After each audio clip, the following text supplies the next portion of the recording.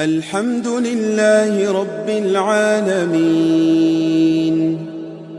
الرحمن الرحيم مالك يوم الدين إياك نعبد وإياك نستعين اهدنا الصراط المستقيم صراط الذين أنعمت عليهم غير المغضوب عليهم ولا الضالين.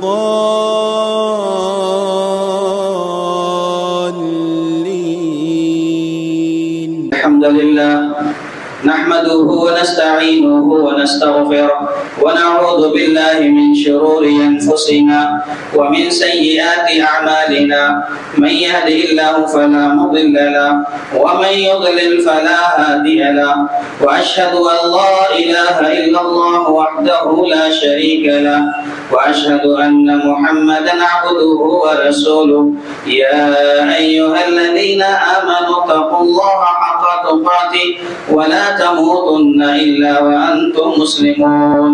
يا أيها الناس اتقوا ربكم الذي خلقكم من نفس واحدة وخلق منها زوجها وبث منهما رجالا كثيرا ونساء، واتقوا الله الذي تساءلون به والأرحام إن الله كان عليكم رقيبا.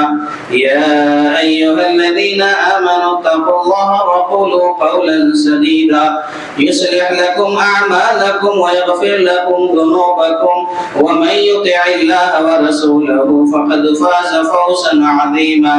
أما بعد، فإن خير الحديث كتاب الله، وخير الهدي هدي محمد صلى الله عليه وسلم، وشر الأمور محدثاتها، وكل محدثة بدعة، وكل بدعة ضلالة، وكل ضلالة في النار.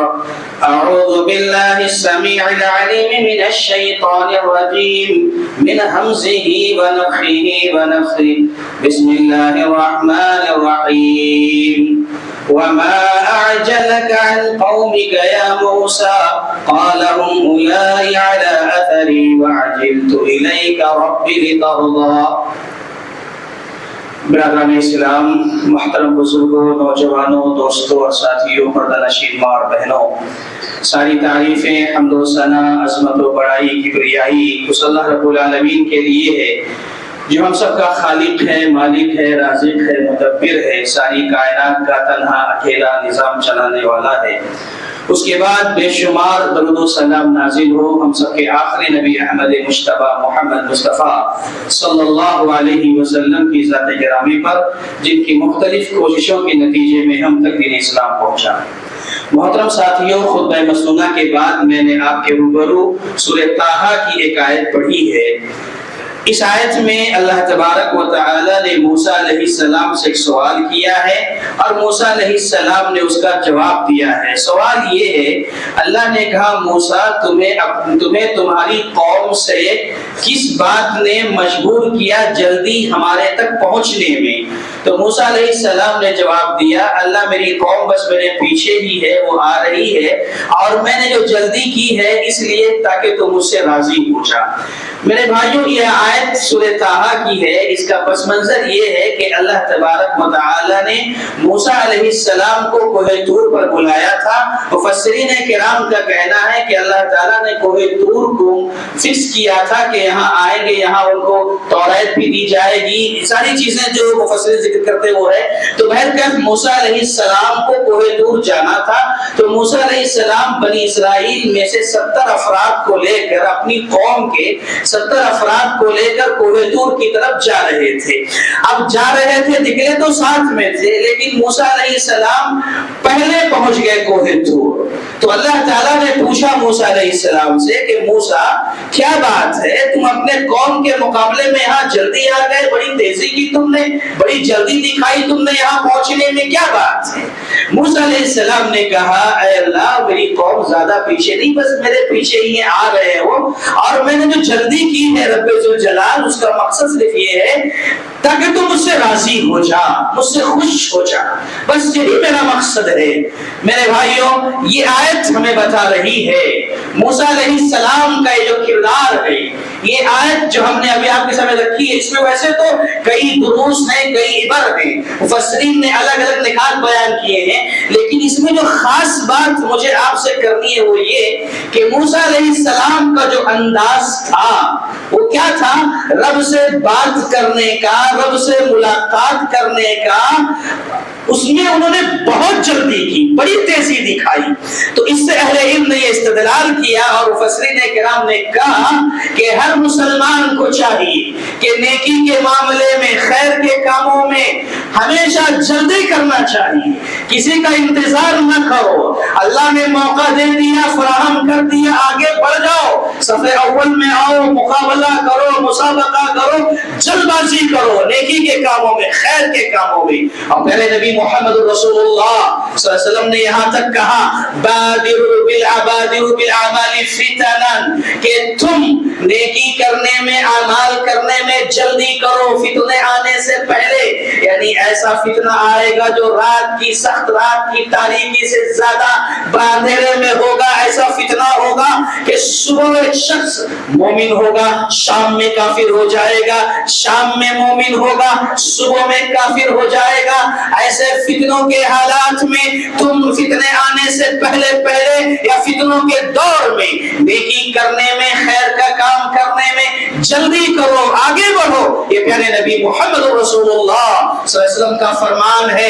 اور میرے بھائیوں، اگر ہم دیکھیں گے سابقون بالخیرات کے حوالے سے یا نیکیوں میں جلدی کرنے کے حوالے سے، تو قرآن مجید میں بھی اور احادیث میں بھی اور صحابہ کے واقعات سے بھی بہت ساری مثالیں ہمیں ملتی ہے۔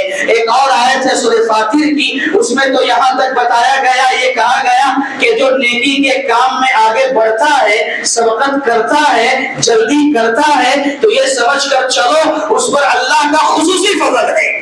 جو شخص نیکیوں میں آگے بڑھ رہا ہو اور تیزی کر رہا ہو، جلدی کر رہا ہو، سستی، کوتاہی، غفلت کا مظاہرہ نہ کر رہا ہو، تو یہ سمجھ کر چلو اس پر اللہ تعالیٰ کا خصوصی فضل ہے۔ کیا ہے آیت؟ سورہ فاطر کی آیت ہے۔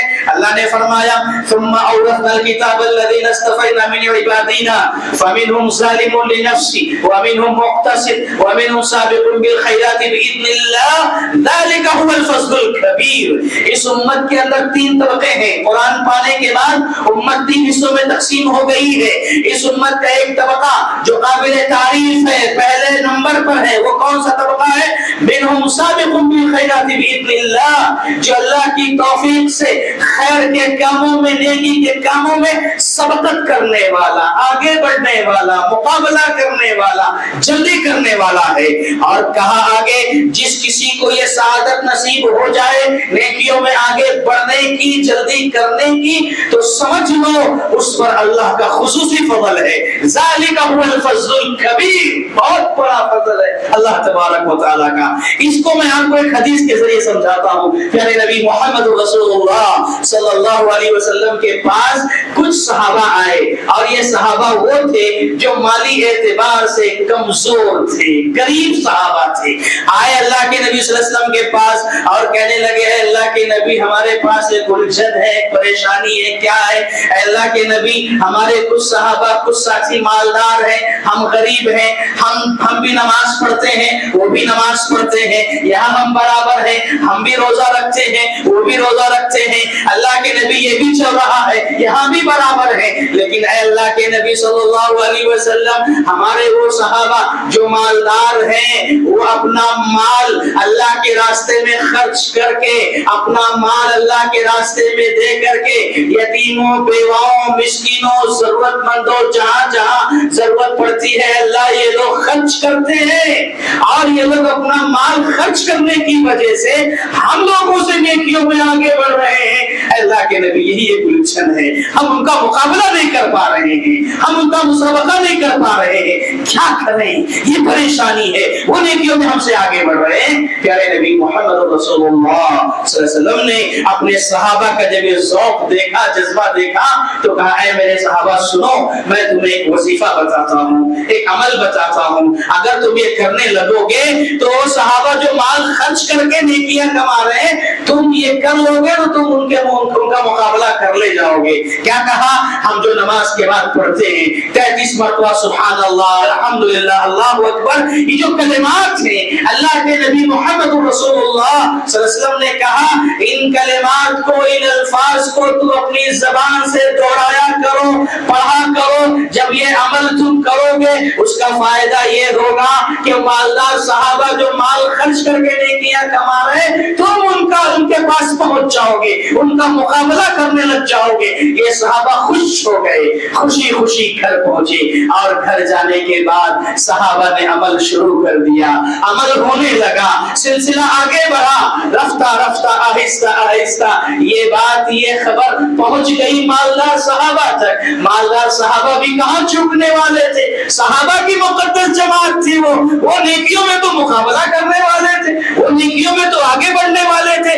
جب جیسا جہاں موقع ملا پیچھے ہٹنے والوں میں سے نہیں تھے وہ صحابہ۔ مالدار صحابہ کو موقع مل گیا، انہوں نے سنا اللہ کے نبی نے یہ بتایا، وہ بھی عمل کرنا شروع کر دیے، انہوں نے بھی ذکر و اذکار کرنا شروع کر دیا۔ اب یہ غریب صحابہ کو پتا چلا، یہ پھر پریشان ہوئے، پھر واپس پڑے نبی محمد رسول اللہ صلی اللہ علیہ وسلم کے پاس پہنچے اور کہنے لگے اللہ کے نبی جس بات کا ڈرتا وہی ہوا، کیا ہو گیا؟ وہ مالدار صحابہ بھی اذکار کرنے لگے ہیں جو آپ نے بتایا تھا، پھر وہ ہم سے نیکیوں میں آگے بڑھنے لگے ہیں، اب ہم کیا کریں؟ اب یہاں پر پیارے نبی محمد رسول اللہ صلی اللہ علیہ وسلم نے جو جواب دیا ہے مجھے وہی بتانا ہے آپ کو۔ پیارے نبی صلی اللہ علیہ وسلم نے کہا اے میرے صحابہ اب میں کیا کر سکتا ہوں؟ ذالک فضل اللہ یؤتیہ من یشاء، یہ اللہ کا فضل ہے، اللہ جسے دینا چاہتا ہے دیتا ہے۔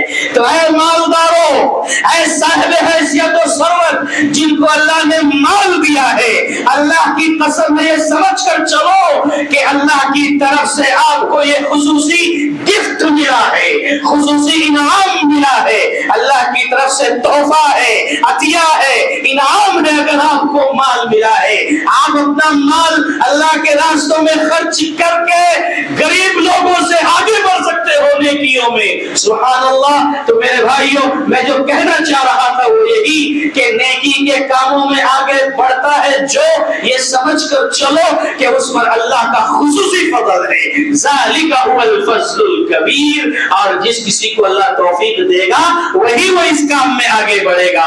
اللہ سے دعا کریں اللہ تعالی ہم لوگوں کو بھی ایسے لوگوں میں شامل فرما دے جو نیکیوں میں آگے بڑھنے والے ہوں۔ بہرکیف اس کے علاوہ ہم دیکھتے ہیں صحابہ کرام کی زندگیوں میں بہت ساری مثالیں ملتی ہیں، قرآن مجید کی اور بھی آیتیں ہیں، سابقوا بالخیرات کبھی کہا گیا، کبھی فاستبقوا الخیرات کہا گیا، کبھی سارعوا الی مغفرۃ من ربکم کہا گیا۔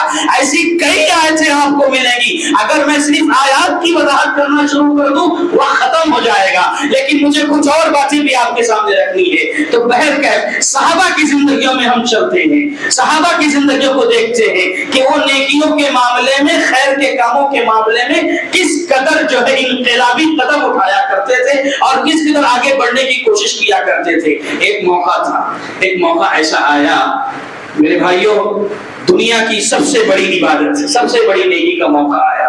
ایسا پیارے نبی محمد رسول اللہ صلی اللہ علیہ وسلم کے ہاتھ میں ایک مرتبہ ایک تلوار تھی، جنگوں کا دور چل رہا تھا، جنگوں کا دور چل رہا تھا صحابہ کرام کے زمانے میں۔ پیارے نبی صلی اللہ علیہ وسلم کے ہاتھ میں تلوار تھی، آپ نے صحابہ کے سامنے اعلان کیا من یاخذ منی ھذا السیف، مجھ سے یہ تلوار کون لے گا، مجھ سے یہ تلوار کون لے گا؟ اور سارے لوگ جانتے تھے کہ تلوار کیوں دی جا رہی ہے، تلوار اس لیے نہیں دی جا رہی ہے کہ اسے گھر میں لے جا کر لٹکایا جائے گا، तबर्रुक समझा जाएगा नहीं।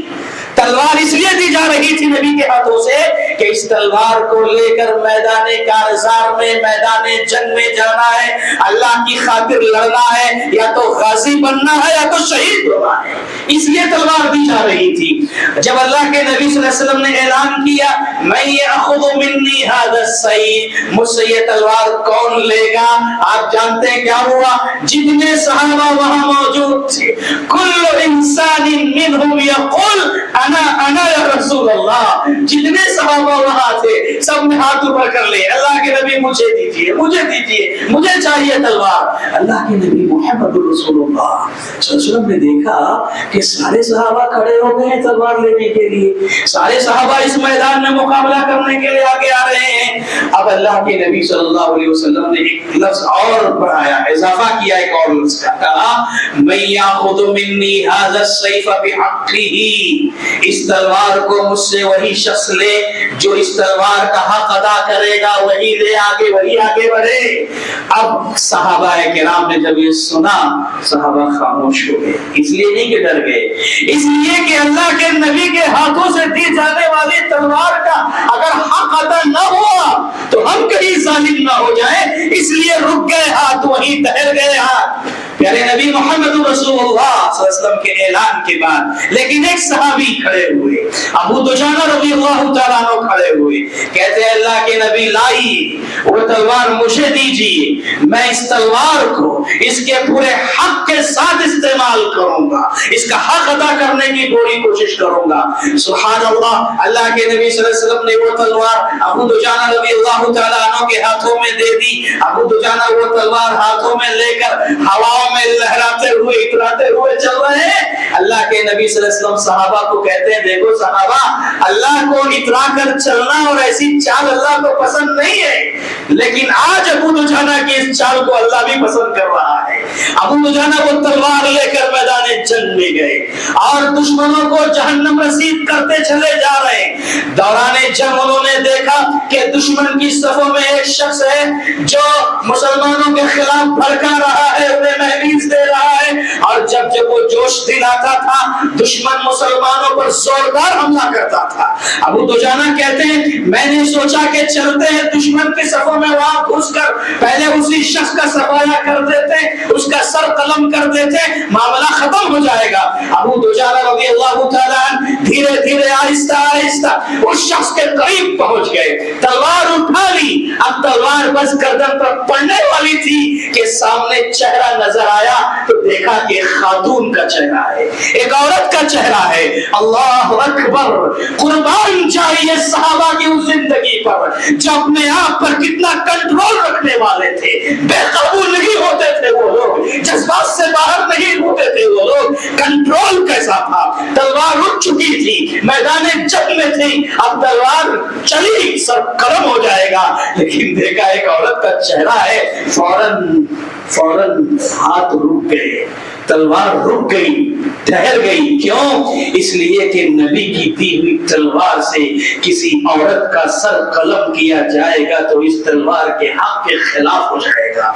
मेरे भाइयों, कहना यह है कि इस्लाम वो दीनी तालीम देता है कि अव्वल तो अमन की बात करता है, अव्वल तो इस्लाम शांति की बात करता है, सुकून की बात करता है, जियो और जीने दो की बात करता है। इस्लाम मरने मारने की बात नहीं करता। हाँ, सहाबा के जमाने में जब ऐसा वक्त आ गया जंग का, लड़ाई का, तो ऐसे मैदान में, ऐसे जंग के मैदान में भी इस्लाम की ये आला तालीमात में से एक तालीम है कि बच्चों पर, औरतों पर तलवार नहीं चलाई जाएगी। बहरकैफ इस वाक़े से सिर्फ जो इस्तेदलाल करना था वो यही कि प्यारे नबी मोहम्मद रसूलुल्लाह सल्लल्लाहु अलैहि वसल्लम ने जो तलवार देनी चाहिए थी, जिस काम के लिए देनी चाहिए, सारे सहाबा उसके लिए खड़े हो चुके थे।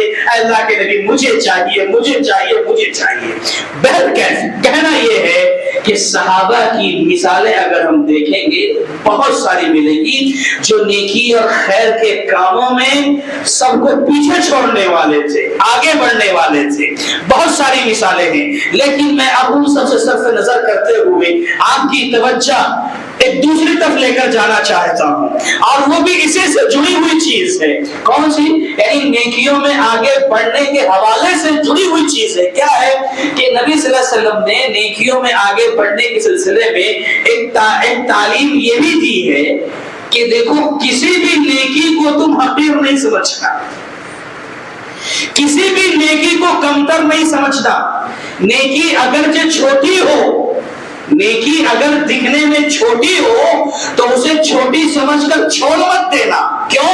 اس لیے کہ ہم جانتے ہیں کہ دین اسلام میں نیکیوں کی تعداد بہت زیادہ ہے، لاتعداد نعمتیں نیکیاں ہیں، بے شمار نیکیاں ہیں۔ کچھ نیکیاں ایسی ہیں جو بڑی ہیں، بہت بڑی ہیں، ان کا مقام اپنی جگہ پر ہے، لیکن کچھ نیکیاں ایسی ہیں جو چھوٹی ہیں، تو اسے چھوٹی سمجھ کر چھوڑ دینا، ترک کر دینا، یہ ایک مسلمان کی شان کے لائق نہیں، مسلمان کی شان کے خلاف ہے کہ اگر وہ چھوٹی چھوٹی نیکی کو نظر انداز کر دے۔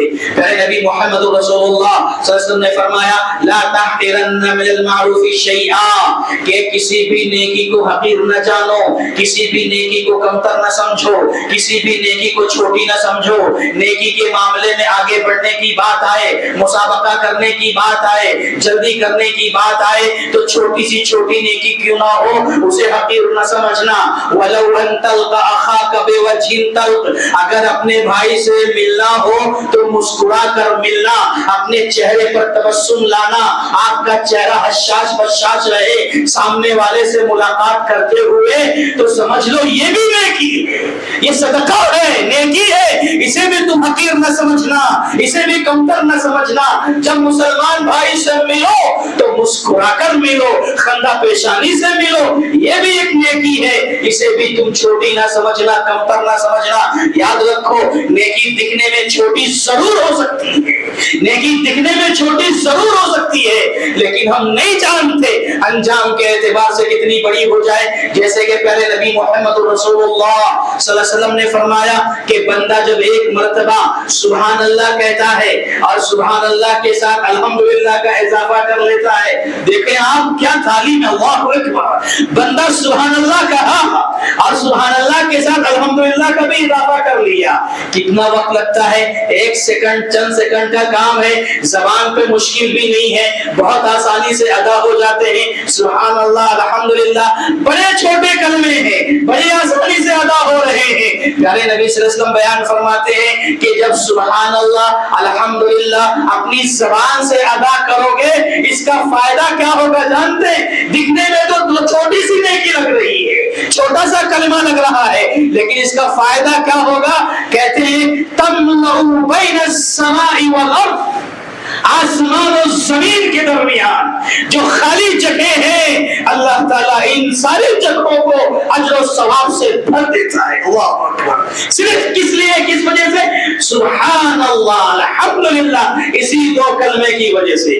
اب اس دو کلمے کی عظمت کیا ہے، اس پر بھی الگ موضوع بن کر کے موضوع بنا کر خطاب کیا جا سکتا ہے کہ ان دونوں کلموں میں کتنا پاور ہے، کتنے عظیم کلمے ہیں یہ سبحان اللہ الحمدللہ۔ بہرحال دکھنے میں چھوٹے کلمے ہیں، لیکن اس کا فائدہ یہ ہے کہ آسمان اور زمین کے درمیان جو خلا ہے اجر و ثواب سے بھر جاتا ہے۔ سبحان اللہ۔ اسی لیے پیارے نبی محمد رسول اللہ صلی اللہ علیہ وسلم فرماتے ہیں لا تحقرن من المعروف شیئا، کسی بھی نیکی کو چھوٹی نہ سمجھنا، کسی بھی نیکی کو کمتر نہ سمجھنا، بلکہ خواتین کی جماعت سے خطاب کر کے کہا۔ اللہ کے نبی صلی اللہ علیہ وسلم نے خواتین کی جماعت سے خطاب کرتے ہوئے کہا یا معاشر النساء، اور ایک دوسری روایت میں آیا یا نساء المسلمات لا تحقرن جارۃ لجارتها ولو فرس نشاۃ۔ دیکھو اے عورتوں کی جماعت، کوئی پڑوسن اپنی پڑوسن کو ہدیہ دینے کے سلسلے میں اگر بکری کا کھر پیر کا نچلا حصہ اگر وہ بھی پکایا ہے تو اسے ہدیہ دینے کے سلسلے میں حقیر نہ سمجھنا، اسے کمتر نہ سمجھنا اسے۔ یہ تعلیم پیارے نبی محمد رسول اللہ صلی اللہ علیہ وسلم نے دی ہے، بلکہ اللہ کے نبی نے تو اپنے تعلق سے یہ بھی کہا لو دعیت الی قراء لاجبت، اگر مجھے قرآن کی دعوت دی جائے میں قبول کروں گا۔ شراح حدیث نے قرآن کے دو معنی بیان کیے۔ قرآن کا ایک معنی ہوتا ہے بکری، جانور کا کھر، جانور کا کھر جو جانوروں کے نچلے پیر کا نچلا حصہ ہوتا ہے اسے کھر کہتے ہیں۔ کہتے ہیں اللہ کے نبی اگر مجھے کوئی کھر کھانے کی دعوت دے، کھر پکائے اور کھر کھانے کی دعوت دے، اللہ کے نبی کہتے ہیں لَعَجَبْتُ، میں اس کی دعوت قبول کروں گا، کھر کھانے کے لیے جاؤں گا۔ سبحان اللہ۔ دوسرا معنی قرآن کا یہ بتایا محدثین نے کہ قرآن مدینے سے باہر ایک مسافت طے کرنے کے بعد ایک جگہ کا نام ہے، قرآن ایک مقام کا نام ہے۔ تو پھر اس کا مطلب یہ ہوگا اگر کوئی مجھے قرآن بلا کر دعوت دے، قرآن آنے کے لیے کہے کہ آئیے ہم آپ کو دعوت دے رہے ہیں کھانے کے لیے، تو قرآن میں جاؤں گا، قبول کروں گا، قرآن سفر کر کے جاؤں گا، دعوت قبول کروں گا۔ یہ پیارے نبی محمد رسول اللہ صلی اللہ علیہ وسلم نے کہا، اللہ اکبر، کہ اگر وہ کوئی مجھے کھر کھانے کی دعوت دے تب بھی میں اسے قبول کروں گا۔ یہ کون ہے؟ اس روئے زمین کے سب سے عظیم انسان ہے پیارے نبی محمد رسول اللہ صلی اللہ علیہ وسلم، اس سرزمین کے سب سے عظیم انسان، آپ سے بڑا کوئی نہیں، لیکن آپ کی ذات دیکھو کیسی نرالی ذات ہے۔ ایک کھر کھانے کی دعوت دیں گے تو میں اسے بھی قبول کروں گا۔ تو میرے بھائیوں، اسلام کی یہ تعلیم ہے کہ نیکیوں میں آگے بڑھنے کے سلسلے میں، نیکیوں میں سبقت کرنے کے سلسلے میں اگر چھوٹی بھی نیکی سامنے آ جائے اسے کمتر نہ سمجھنا، چھوٹی سمجھ کے نظر انداز نہ کرنا۔ دکھنے میں ضرور چھوٹی ہو سکتی ہے لیکن انجام کے اعتبار سے کتنی بڑی ہو جائے ہم یہ تصور نہیں کر سکتے، سوچ نہیں سکتے۔ جیسے کہ پیارے نبی محمد رسول اللہ صلی اللہ علیہ وسلم نے بیان فرمایا، اتقوا النار ولو بشق تمرہ، کیا پیاری حدیث، اللہ اکبر، اتقوا النار ولو بشق تمرہ، کہ اپنے آپ کو جہنم کی آگ سے بچا لو اگرچہ کھجور کے ٹکڑے کے ذریعے ہی کیوں نہ ہو۔ اللہ اکبر، کھجور کا ایک ٹکڑا، آدھا کھجور، پورا کھجور بھی نہیں، آدھے کھجور کا ٹکڑا بھی تمہیں نارے جہنم سے بچا سکتا ہے۔ اللہ اکبر، کل قیامت کے دن جب نفسی نفسی کا عالم ہوگا، ایک ایک نیکی کو بندہ ترس رہا ہوگا۔ ہو سکتا ہے گناہ اتنے زیادہ کر لیے ہو دنیا میں کہ جہنم میں جانے کا فیصلہ ہونے والا ہوگا، لیکن یہ آدھے کھجور کا صدقہ، اللہ اکبر، آدھے کھجور کا صدقہ آئے گا اور آپ کو جہنم سے بچا لے گا انشاءاللہ۔ اتقوا النار ولو بشق تمرہ، کھجور کے ٹکڑے کے ذریعے ہی کیوں نہ ہو اپنے آپ کو جہنم کی آگ سے بچا لو۔ پیارے نبی محمد رسول اللہ صلی اللہ علیہ وسلم نے ایک حدیث میں اور بیان فرمایا، میں آپ کو بتانا چاہتا ہوں چھوٹی چھوٹی چیزیں ہیں لیکن حقیقت میں بہت بڑی ہیں، انجام کے اعتبار سے چھوٹی نہیں، کیا کتنی بڑی ہو جائیں ہم سوچ نہیں سکتے۔ اللہ کے نبی صلی اللہ علیہ وسلم فرماتے ہیں ایک موقع پر کہ جب بندہ اللہ کے راستے میں ایک کھجور صدقہ کرتا ہے، ایک کھجور اللہ کے راستے میں صدقہ کرتا ہے تو اللہ کے نبی صلی اللہ علیہ وسلم فرماتے ہیں فَأَخَذَهُ بِيَمِينِهِ، اللہ تعالیٰ اس کھجور کے صدقے کو اپنے ہاتھ میں لیتا ہے، فَيُرَبِّي كَمَا يُرَبِّي أَحَدُكُمْ فَلُوَّهُ، تو اللہ تعالیٰ اس ایک کھجور کے صدقے کو جو تم نے کیا ہے اسے اللہ اپنے ہاتھ میں لیتا ہے اور اپنے ہاتھ میں لے کر اسے ایسے ہی پالتا ہے، بڑھاتا ہے، اس ایک کھجور کے صدقے کی پرورش کرتا ہے جیسے تم میں کوئی اپنے گھوڑے کے بچے یا اونٹنی کے بچے کو پالتا ہے، چھوٹے سے بچے کو دھیرے دھیرے پالتا ہے، بڑا کرتا ہے۔ اللہ تبارک و تعالی تمہارے اس ایک کھجور کے صدقے کو پالتا ہے، بڑھاتا ہے، بڑھاتا ہے اور بڑھاتے بڑھاتے کہاں تک پہنچتا ہے معلوم ہے آپ کو؟ پیارے نبی فرماتے حتی تکون مثل الجبل، یہاں تک کہ وہ ایک کھجور کا صدقہ پہاڑ بن جاتا ہے، پہاڑ کی شکل اختیار کر جاتا ہے۔ بندہ اللہ کے پاس جائے گا جب اور پہاڑ جیسی نیکی دیکھے گا، کہے گا اللہ میں نے تو زندگی میں کبھی اتنی نیکی کی نہیں، یہ نیکی کہاں آ گئی میرے حصے میں؟ اے بندے تو نے ایک کھجور جو میرے راستے میں صدقہ کیا تھا میں نے اسی کو بڑھایا ہے اور آج وہ پہاڑ بن گیا ہے۔ تو میرے بھائیوں اس سے پتہ چلتا ہے کہ اللہ تبارک و تعالیٰ کے پاس خرچ کرنے کے سلسلے میں معیار مقدار نہیں ہے، اخلاص ہے، آپ کا جذبہ بولتا ہے، آپ کے جذبے سے دے رہے ہو۔ ایک شخص اللہ کے راستے میں 1,00,000 روپیہ دے رہا ہے اور ایک شخص 100 روپیہ دے رہا ہے، لیکن 1,00,000 دینے والے کی نیت کیا ہے؟ میری ناموری ہو، شہرت ہو، میری واہ واہ ہو، دنیا والوں کو دکھانے کے لیے دے رہا ہے۔ اس کو اللہ کے پاس 0/سناٹا نل ملے گا، لیکن یہ 100 روپیہ ہی دے رہا ہے لیکن پورے اخلاص کے ساتھ دے رہا ہے۔ اللہ میں تیرے راستے میں دے رہا ہوں، تو اسے میری نجات کا ذریعہ بنا دینا۔ تو یہ اللہ کے پاس حقیقت میں معیار ہے۔ تو میرے بھائیوں خرچ کرنے کے سلسلے میں اللہ کے پاس معیار مقدار نہیں ہے، اخلاص ہے، جذبات ہے، نیتیں ہیں۔ اور میں نے جیسے کہا ایک جملہ اور حدیث بھی آپ کو بتائی کہ نیکی جو ہے بسا اوقات دکھنے میں چھوٹی تو ضرور ہوتی ہے لیکن انجام کے اعتبار سے بہت بڑی ہو جاتی ہے۔ جیسے کہ سبحان اللہ الحمدللہ جب کہا تو آسمان اور زمین کی جو جگہ خالی ہے اللہ اجر و ثواب سے بھر دیتا ہے۔ آپ دیکھیں گے کہ ہمارے علماء نے سلف صالحین نے جو کتابیں لکھی ہیں اس میں ایک کتاب آپ کو ایسے بھی ملے گی جس میں لکھا ہے کہ لوگوں کے قبول اسلام کے واقعات، لوگوں نے جو اسلام قبول کیا، قبول اسلام کے واقعات میں ان کے اسباب کیا تھے، اس کو بھی ذکر کیا ہمارے علماء نے کہ اسلام کیوں قبول کیا، اس کے پیچھے کیا ریزن تھا۔ تو ایسے ہی غیر مسلم ڈاکٹر کے قبول اسلام کا واقعہ کسی نے لکھا اور بتایا کہ غیر مسلم ڈاکٹر نے اسلام قبول کیا تو اس سے قبول اسلام کا سبب پوچھا گیا کہ کیا ریزن ہے، کیا سبب ہے قبول اسلام کا۔ وہ غیر مسلم ڈاکٹر جو اب مسلمان ہو چکا تھا اس نے کہا میرے قبول اسلام کا سبب میرے ایک مسلمان دوست کی ایک نیکی ہے۔ کیا نیکی ہے؟ کہا ایک مرتبہ میں اپنے مسلمان دوست کے ساتھ 2 ویلر پر جا رہا تھا، بائک پر جا رہا تھا، اچانک میرے پیچھے بیٹھنے والا مسلمان دوست مجھ سے کہنے لگا کہ بھائی ذرا گاڑی روکو، تو میں نے گاڑی روکی تو جب سائٹ لگایا تو کیا دیکھتا ہوں کہ میرا مسلمان دوست گاڑی سے نیچے اترا اور بیچ سڑک پر گیا، راستے میں کوئی بڑی چیز پڑی ہوئی تھی اسے اٹھایا اور اسے لا کر سڑک کے کنارے کیا، رکھا اور پھر میرے پاس آ کر کہا کہ آپ چلو۔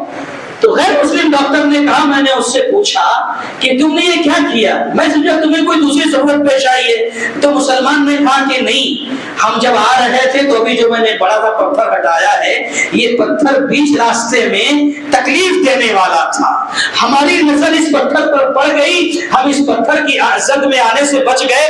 ممکن تھا پیچھے دوسرا کوئی سوار آتا، دوسری کوئی گاڑی آتی، دوسرا کوئی بائک والا آتا اور اس پتھر پر اس کی نظر نہ پڑتی، ٹکرا جاتا، کوئی حادثہ ہو جاتا، یہ پتھر یہاں تکلیف دینے والا تھا تو اس لیے میں نے سوچا اس پتھر کو اٹھا کر کنارے کر دیا جائے۔ تو غیر مسلم ڈاکٹر کہتا ہے میں نے کہا ارے میرے بھائی یہ سارا کام تو سرکاری عملہ کا ہے، گورنمنٹ کا ہے، وہ لوگ راستے کی صفائی کرتے رہتے ہیں، تمہیں کیا ضرورت پڑی تھی کہ اپنا وقت ضائع کر کے رک گئے یہاں پر۔ کہا کہ نہیں، یہ صرف میرا نہیں، ہر مسلمان کا کام ہے، ہر مسلمان کا کام ہے۔ اور ہمارے نبی محمد رسول اللہ صلی اللہ علیہ وسلم نے یہ تعلیم دی ہے کہ اماطۃ الاذى عن الطریق، کہ راستے سے تکلیف دہ چیز کو ہٹانا ایمان کی شاخ ہے، ایمان کی برانچ ہے، اس لیے میں نے اسے ہٹایا ہے۔ وہ غیر مسلم ڈاکٹر کہتا ہے جب میں نے یہ سنا تو میں دنگ رہ گیا کہ 1400 سال پہلے کوئی نبی آیا اور اس نے ایسی بے مثال تعلیمات دی ہے۔ تو کہتا ہے یہ سن کر میرے دل میں اسی دن محمد کی صلی اللہ علیہ وسلم عظمت بیٹھ گئی اور میں نے سیرت کا مطالعہ کرنا شروع کر دیا اور وہ دن آیا کہ اللہ تعالیٰ نے میرے سینے کو اسلام کے لیے کھول دیا اور میں مسلمان ہو گیا۔ تو میرے بھائیوں دیکھو وہ مسلمان شخص جب اس راستے سے پتھر ہٹا رہا ہوگا تو اس کے حاشیے خیال میں بھی بات نہیں رہی ہوگی اس کا یہ پتھر ہٹا دینا کسی کی ہدایت کا سبب بن جائے گا۔ آپ سوچو نیکی چھوٹی سی ہے، پتھر کا ہٹا دینا، لیکن رزلٹ کتنا بڑا آ گیا دیکھو، وہ شخص ہدایت پا گیا. اب سبحان اللہ، وہ شخص جب تک نماز پڑھے گا، عبادتیں کرے گا، روزے رکھے گا، اس سے اولاد ہوگی، اولاد مسلمان رہے گی، نماز پڑھے گی، ایک سلسلہ چل پڑا. اور جب تک اس کے خاندان والے اسلام پر عمل کرتے رہیں گے، اس بندے کو اجر ملتا رہے گا. یہ رزلٹ آیا. تو چھوٹی دکھنے میں، نیکی دکھنے میں چھوٹی ہو سکتی ہے، لیکن انجام کے اعتبار سے کتنی بڑی ہو جائے ہم اس کا تصور نہیں کر سکتے. اسی لیے میرے بھائی، میں یہ پیغام دینا چاہتا ہوں کہ ہم میں سے بہت سارے بھائی جو لوگ مالدار ہیں، صاحب حیثیت و ثروت ہیں، لوگوں کی مدد کرتے ہیں، تعاون کرتے ہیں، کرتے رہو، چھوٹا ہی صحیح کرتے رہو، ہیلپ کرتے رہو، مدد کرتے رہو، بہت بڑا اجر ملے گا آپ کو. اور خاص طور پر خرچ کرنے کے سلسلے میں ایک بات یہ بتا دیں آپ کو کہ ہمارے بہت سارے بھائی لوگ ہیں جو الحمدللہ مساجد ہیں، مسجدوں میں مدرسے چلتے ہیں، مسجدوں کے اخراجات ہوتے ہیں، بہت ساری چیزیں ہیں، اور تعلم کا معاملہ ہوتا ہے، اسلام کی تعلیم دی جاتی ہے. اگر آپ طالب علم پر خرچ کرتے ہو، اگر آپ کسی طالب علم پر خرچ کرتے ہو، مدرسے پر خرچ کرتے ہو، تو یاد رکھو اس خرچ کرنے کی وجہ سے اللہ آپ کی روزی میں مزید برکت عطا کرے گا. کیا دلیل ہے اس کی؟ پیارے نبی محمد رسول اللہ صلی اللہ علیہ وسلم کے پاس ایک شخص آیا اور کہتا ہے، اللہ کے نبی، میرا ایک بھائی ہے جو روزانہ آپ کے پاس آ کر آپ کا درس اٹینڈ کرتا ہے، آپ کے پاس آ کے کتاب و سنت کی جو بھی تعلیمات ہے وہ حاصل کرتا ہے. اللہ کے نبی، دن بھر یہی رہتا ہے، وہ اس کا جیب خرچ، اس کے کھانے پینے کا خرچ اللہ کے نبی میں ہی برداشت کرتا ہوں، اس سے کہو وہ بھی ذرا کچھ کام کاج کرے، مجھ سے نہیں ہوتا اب دینا. پیارے نبی محمد رسول اللہ صلی اللہ علیہ وسلم نے اسے کہا کہ تم جو اپنے بھائی پر خرچ کر رہے ہو، جو مال لگا رہے ہو، وہ اللہ اس کے رسول کا علم سیکھ رہا ہے. جو تم مال خرچ کر رہے ہو، خرچ کرتے رہو. کیوں؟ لعلک ترزق بہ، ممکن ہے کہ تمہیں جو روزی دی جا رہی ہے یا تمہیں جو مال اللہ دے رہا ہے، اس طالب علم پر خرچ کرنے کی وجہ سے تمہیں دیا جا رہا ہے. تو میرے بھائیوں، میں یہ پیغام دینا چاہتا ہوں کہ نیکی کے کاموں میں، خیر کے کاموں میں جلدی کرو، آگے بڑھو، پیچھے مت رہو. اور مدرسوں کا معاملہ ہو، مساجد کا معاملہ ہو، یتیموں بیواؤں کا معاملہ، کوئی بھی معاملہ ہو، آپ خرچ کرنے کے سلسلے میں آگے بڑھیں. اور خصوصاً ہمارے جو مدارس ہیں اور ہمارے جو مساجد ہیں، آج یہی اسلام کی حفاظت کا ذریعہ ہے، آج یہ اسلام کے تحفظ کا ذریعہ ہے. اگر آپ چاہتے ہو کہ آپ کا اسلام، آپ کا دین محفوظ رہے، سلامت رہے، تو اللہ کی قسم ہے، اپنے مدرسوں کو، اپنی مسجدوں کو بچا لو، اپنے مدرسوں کو، اپنی مسجدوں کی حفاظت کر لے جاؤ. اللہ سے دعا کرو کہ اللہ تعالی ہم تمام کو اعمال صالحہ کرنے کی توفیق عطا فرمائے. اللہ ہمیں نیکی میں جلدی کرنے کی توفیق عطا فرمائے. اللہ ہمیں ہر کمزور، بے بس، مجبور، یتیم جو بھی ہو، اللہ ہر ایک کی مدد کرنے کی توفیق عطا فرمائے. اللہ دنیا میں ہم سب کو عزت کے ساتھ رکھنا، ہمارا خاتمہ ہو تو ایمان بالخیر پر ہو. آمین. بارک اللہ لنا ولکم فی القرآن العظیم ونفعنا وإياكم بالآیات ذکر الحکیم رب الحلیم.